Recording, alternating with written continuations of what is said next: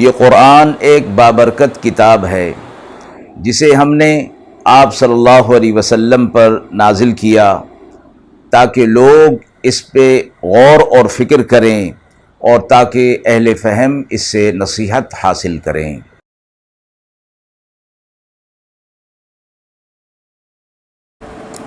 بسم اللہ الرحمن الرحیم۔ السلام علیکم ورحمۃ اللہ وبرکاتہ۔ ناظرین کرام، درس قرآن مجید کے آج کے اس پروگرام میں ہم سورہ شورى کی آیت نمبر 1 تا آیت نمبر 9 کے حوالے سے موصول ہونے والے سوالات کی روشنی میں تفسیر پیش کریں گے۔ جو سوالات موصول ہوئے ہیں آیت نمبر 1 تا 6 کے حوالے سے کہ ان میں اللہ تعالیٰ کی کس صفت کا ذکر کیا گیا ہے اور اس صفت کی کیا اہمیت ہے۔ دوسرا سوال موصول ہوا ہے کہ ان آیات میں اللہ تعالیٰ نے انسانوں کو کن باتوں کی نصیحت کی ہے اور ان نصیحتوں کا ہماری عملی زندگی پر کیا اثر ہونا چاہیے۔ اعوذ باللہ من الشیطان الرجیم، بسم اللہ الرحمن الرحیم۔ حامیم عین سین قاف كذلك يوحي إليك وإلى الذين من قبلك الله العزيز الحكيم له ما في السماوات وما في الأرض وهو العلي العظيم تكاد السماوات يتفطرن من فوقهن والملائكة يسبحون بحمد ربهم ويستغفرون لمن في الأرض ألا إن الله هو الغفور الرحيم والذين اتخذوا من دونه أولياء الله حفيظ عليهم وما أنت عليهم بوكيل وكذلك أوحينا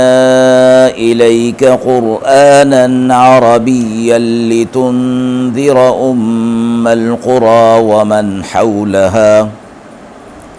ومن حولها وتنذر يوم الجمع لا ريب فيه فريق في الجنة وفريق في السعير ولو شاء الله لجعلهم أمة واحدة ولكن يدخل من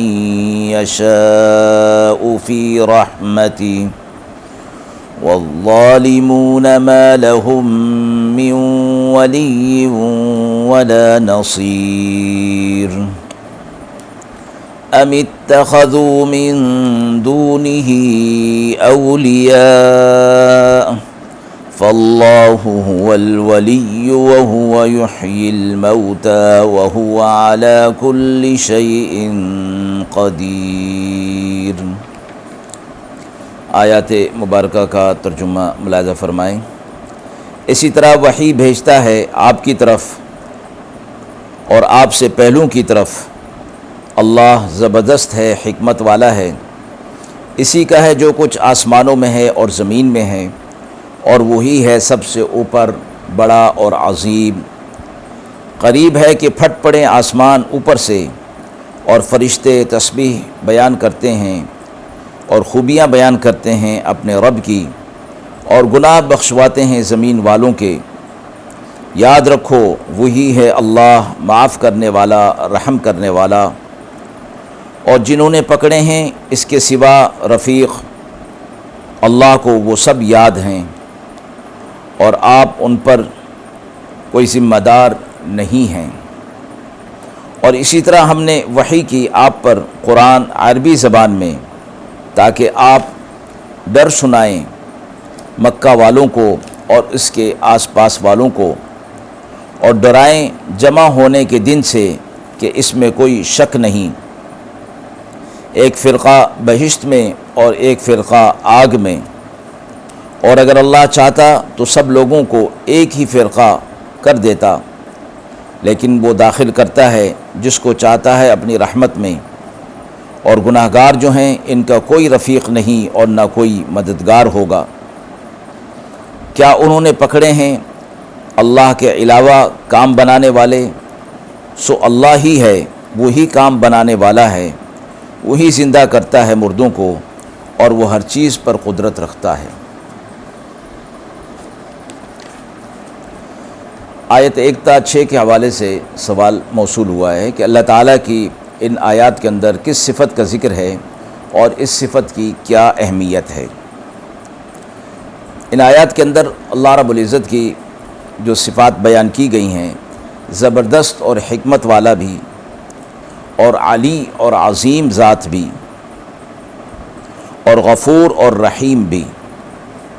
یہ صفات بیان کر کے یہ فرمایا گیا کہ اللہ رب العزت سے فرشتے اللہ کے حکم سے زمین والوں کے گناہ بخشواتے ہیں۔ اللہ چونکہ اپنے بندوں پر مہربان ہے اور معافی دینے والا ہے،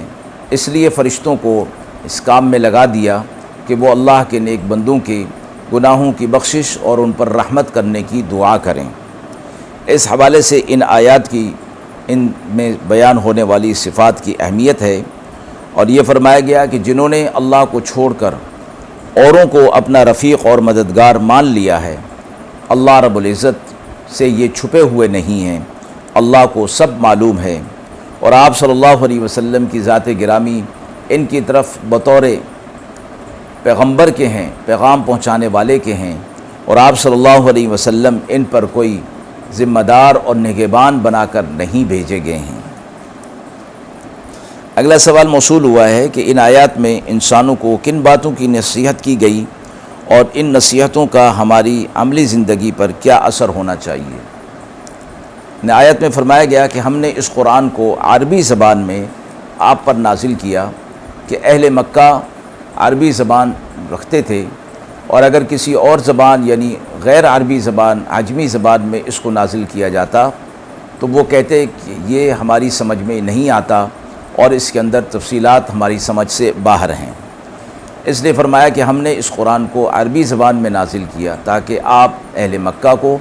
اور اس کے ارد گرد اور اس میں سارا مشرق اور مغرب اور شمال و جنوب سب شامل ہیں کہ آپ ان کو ڈرائیے اس دن سے کہ جس کے بارے میں کوئی شک اور شبہ نہیں، مراد قیامت کا دن ہے۔ تو قیامت کے دن کی نصیحت کی کر دی گئی کہ وہ دن جو ہے وہ آنے والا ہے اور اس کے واقع ہونے میں کوئی شک اور شبہ نہیں، اس لیے اس دن ایک فریق جو ہے وہ جنت میں ہوگا اور ایک فریق دوزخ میں ہوگا، یعنی ایمان اور عمل صالح والے جنت میں، اور اس کے برعکس جو ہوں گے اپنی زندگی گزارنے والے وہ آگ اور جہنم کے اندر ہوں گے۔ آیت کے اگلے حصے میں یہ فرمایا گیا کہ اگر اللہ چاہتا تو سب کو ایک ہی فرقہ کر دیتا، لیکن اللہ رب العزت جسے چاہتا ہے اپنی رحمت میں شامل کر لیتا ہے۔ اور ظالموں کا کوئی دوست نہیں اور کوئی ان کا مددگار نہیں ہے۔ مراد یہ کہ اللہ کی حکمت اور مشیت میں یہ نہیں کہ سب کے سب جو ہے وہ ہدایت پر ہوں، بلکہ اپنی مشیت اور اپنے شعور اور ادراک کو استعمال کر کے خود ہی اپنے اختیار سے ہدایت کو اختیار کیا جائے۔ اگر اللہ کی طرف سے ہدایت ہوتی تو زبردستی والی بات تھی کہ وہ سب پھر ایک ہی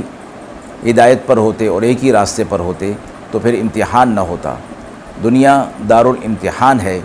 یہاں اللہ رب العزت کی مرضی اور منشا کو اپنے شعور اور ارادے سے اختیار کیا جائے۔ پھر فرمایا کہ اللہ کے علاوہ کسی اور کو اپنا کارساز مقرر نہیں کرنا چاہیے، اللہ کے علاوہ کوئی اور کارساز ہے ہی نہیں۔ یہ کفار اور مشرکین ہیں کہ جنہوں نے اللہ کو چھوڑ کر اوروں کو اپنا کارساز مقرر کر دیا ہے۔ عملی زندگی میں ہمیں اللہ رب العزت کو ہی ہر مصیبت اور مشکل کشائی میں پکارنا چاہیے کہ وہی مصیبت کو دور کرنے والا اور مشکل کشائی کرنے والا ہے، اس لیے کہ وہ ہر چیز پر قدرت رکھنے والا ہے، اس کا علم ہر چیز کو احاطہ کیے ہوئے ہے۔ ناظرین کرام، درس قرآن مجید کے ان آیات کے حوالے سے جو سوالات موصول ہوئے تھے ان کی روشنی میں جو تفسیر بیان کی گئی، ہم امید کرتے ہیں کہ وہ آپ کے لیے قابل اطمینان ہوگی۔ اس حوالے سے آپ کے بھی کوئی سوالات ہوں تو ضرور کمنٹ باکس میں دیجئے، انشاءاللہ ان کے جوابات دینے کی پوری کوشش کی جائے گی۔ وآخر دعوانا ان الحمد للہ رب العالمین۔